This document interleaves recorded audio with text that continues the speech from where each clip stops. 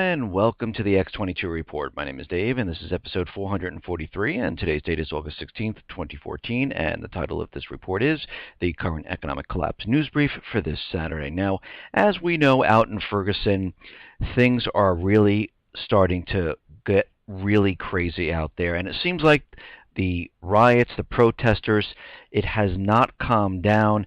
It's actually escalating at this point, and what we're seeing is that right now it looks like there were protests, and it looks like people went into that convenience store where Michael Brown was allegedly robbing, which is really, there's no proof at this point, and he's innocent until proven guilty.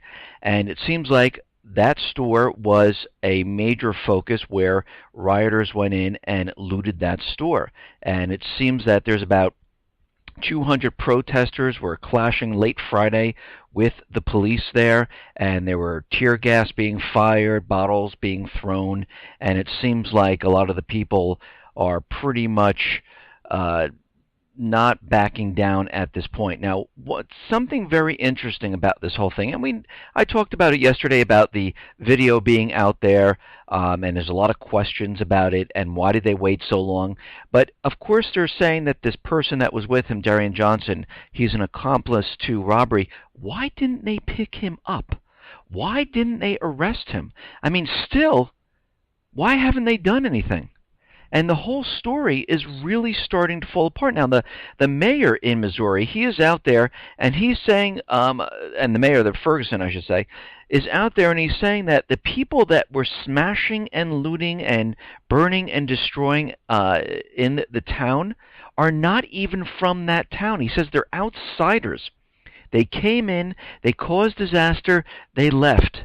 And he went on to say a lot of the people aren't even from our town, but they came in and stole from our businesses and left our town in ruins and made it look like there were racial tensions here that simply aren't what they made them out to be.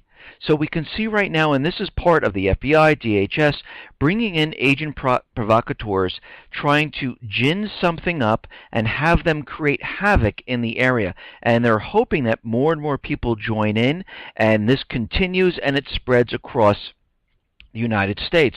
And we understand there is a lot of protests that are being held in many, many cities across the United States. We know there's one out in LA going to happen on Sunday, and there's many in different cities like New York, and we're going to have to see how this thing starts to ramp up. But Representative John Lewis, he is calling for martial law in Ferguson, Missouri right now. John Lewis, the Democrat congressman from Georgia, is saying that he's calling on President Barack Obama to declare martial law in Ferguson, Missouri on Thursday.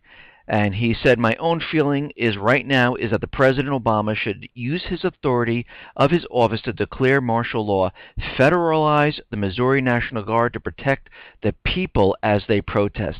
Well, that's not what martial law is going to do.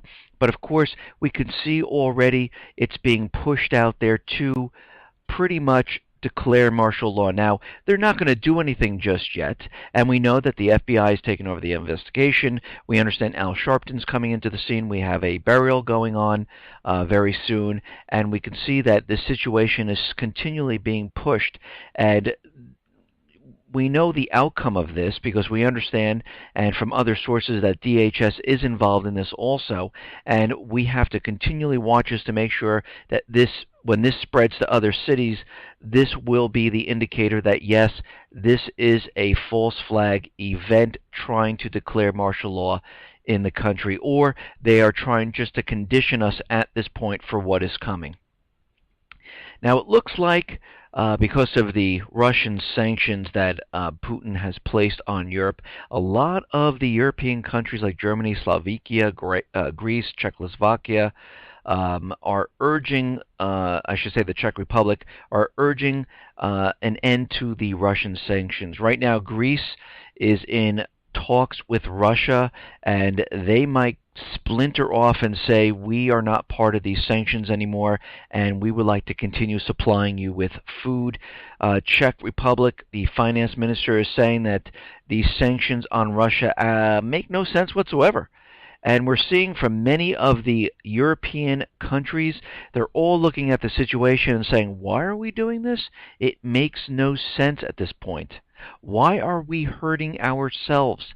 So it looks like a lot of them are looking at this and they're going to start backing off, and we're going to have to see how this plays out. Now, in a report that I did earlier, we know that a Dansk bank official was out there saying that within 3 months that these sanctions and the food ban will be completely gone, because Europe is going to look at the situation and say, you know what, we can't do this anymore, and they're going to pretty much remove their sanctions.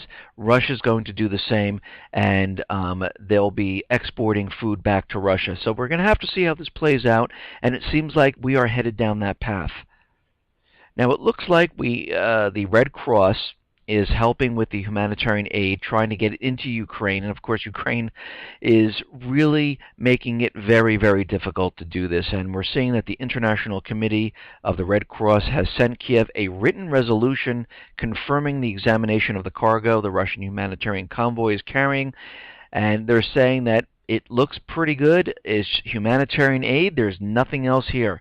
The Red Cross had not yet received Kiev's reply as to whether it will recognize the convoy as humanitarian aid.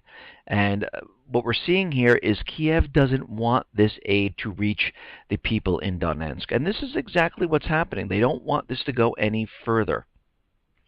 Now, there's an interesting story that in August 2nd, 2014, Ukraine was purchasing the T-72 tanks from Hungary and from the Hungarian army.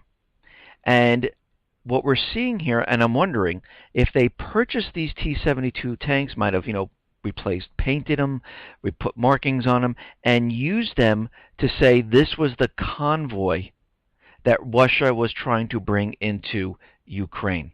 Now, it's very interesting that they just purchased these tanks, and nobody pretty much knows where they are at this point. And we had this bombing of a convoy, which they cannot show any type of proof. We haven't seen any satellite images. We haven't seen any photos. And of course, they have to include the markings, the location of where these are, Russian soldier uniforms. And so far, they haven't produced any of this. Now, the U.S. is saying we're not sure what happened here. We're not taking either side, and we're not commenting at this point. Now, we have to understand what is going on in Iraq here. Now, we understand that the Islamic State is inside Iraq, causing havoc and chaos. This is done on purpose. The United States, Israel, UK, other Arab nations have been supporting this, and they want chaos in the region. Now, we also have to understand that Russia has, a Russian company, Lukoil, has made an agreement with Maliki to pretty much explore oil and gas in the area in Iraq. And we can see they were about to finalize the deal right now.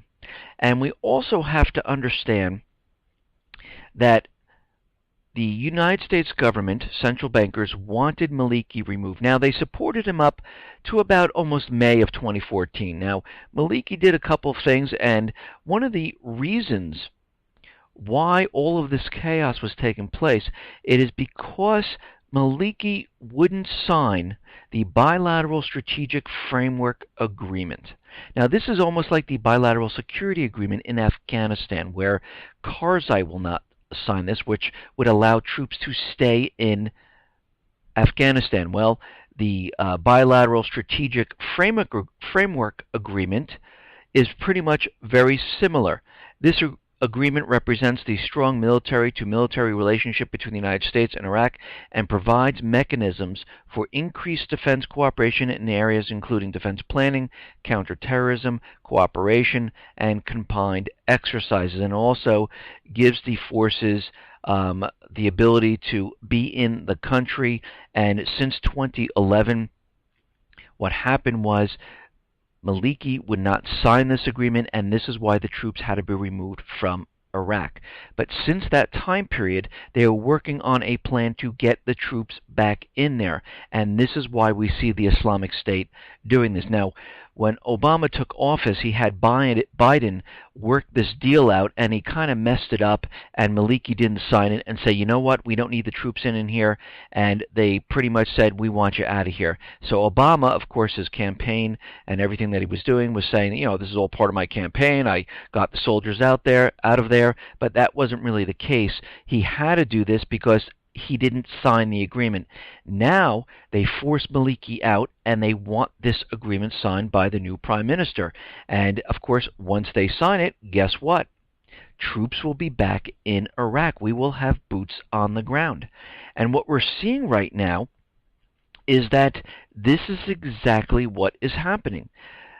This whole Yazidi on rescue completely fell apart because there was really no one up there, and the rescue plan was no rescue plan. So what's happening right now? Well, the Anbar governor, Ahmed Khalaf al-Dalumi, confirmed meetings with the U.S. diplomats and senior military officials and secured a promise of not only airstrikes against ISIS holdings in the province, but a military presence on the ground. No date was decided, but it will be very soon, and there will be a presence for the Americans in the western area. And this is confirmed by the governor. ISIS controls materially all the Anbar province at this point. So we can see there's going to be boots on the ground, and ISIS is creating this opportunity, and this is what they're using it for. Now, once boots are on the ground and they're protecting the oil fields, because that's what they're really protecting, because they don't want this the tribes to get to the oil fields. Because you have to remember, two things are happening inside of Iraq. We have the Islamic State, which is creating chaos, where they're able to remove Maliki, have a new prime minister in there, have him sign this agreement, and put boots back on the ground to stop these troops, because to stop these tribes that are really rising up in all these countries. And we can see this is how this is completely playing out right now, and they're really pushing the agenda. And of course, when this happens and boots are on the ground, of course there's going to be some other event that's going to occur, which they'll say, oh, we have to bring more advisors, more troops, and it is mission creep, and you can see how this is happening, because their end goal is to bring troops in there, follow the Islamic State to Syria, Lebanon, Libya, Yemen, and pretty much have boots on the ground in this entire region, then start splitting it up. And you can see this plan is going forward. They're not stopping. Now, with Ebola, it seems like hospitals in the United States are preparing, and they're hustling to prepare for the first traveler from West Africa who arrives in the emergency room with symptoms of infection with Ebola virus. Now, Dr. Thomas R. Frieden, director of the Centers of Disease Control and Prevention, has said such a case is inevitable. So all the hospitals are prepping for this. And what's very interesting about this is the CDC put out some guidelines for the hospitals on how to handle the Ebola patients. And the CDC says the healthcare workers treating Ebola patients need only wear gloves, fluid-resistant gown, eye protection, and a face mask to prevent infection from the virus. Now think about that for a second. They're telling each one of the hospitals, and this is coming out of the New York Times, and the hospitals are a little worried about this. They're telling them you need gloves, a gown, and one of those plastic face masks. Now on the CDC website, it tells us that Ebola is airborne. If you are within 3 feet, you can be infected. So why aren't they telling them to put those suits on that would protect them a lot better? And the hospital staff, they're out there saying, well, this doesn't make sense to us, because you're telling us that it's airborne, and you're only telling us that we need a face mask, a rubber gown, and gloves. So something is not right here. Something is being planned, and it makes no sense whatsoever. And a lot of the hospitals are saying, well, we'll be a little bit more comfortable if we had isolation rooms, if we had the full moon suit to protect us, and we're going to go down that route. And who knows, maybe a lot of the smaller hospitals might listen to the CDC and say, okay, that's what we need, that's what we have to do, and we'll see a lot more people getting infected with Ebola. Now, again, Al-Qaeda is out there, and they are really pushing the um, the terrorism threat along with the Islamic State. Now we know this is all propaganda. They are continually building this up for the main event that's going to happen here in the United States. And Al Qaeda right now is saying, and this is coming from the deadliest franchise, and guess where the deadly franchise is? It's in Yemen, of course.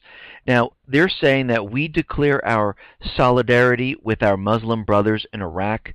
We call on the Islamist groups to go after America as part of its plan for jihad, military, economically, or through media. And we call on every Muslim, especially anyone who can enter America, to champion his brothers by going to war against America with everything he can. So what do we have going on right now? Well, we have the riots continuing in Ferguson. We have agent provocateurs in there trying to spread this out so eventually the Obama administration could declare martial law on the country. Now, we already have calls out there to declare martial law in Ferguson, so they're already building this up. We have hospitals getting prepared for Ebola, for patients that are coming in, and it will be inevitable as they come to the United States. And then we have all these warnings coming out about Al Qaeda, the Islamic State, coming to America. Get into the country any way you can, open borders, and wreak havoc on the United States. So we can see when we put all of this together, they are definitely planning for something very big. Listen, everyone, thanks a lot for listening. Be well, be safe, and especially be prepared. Thanks a lot.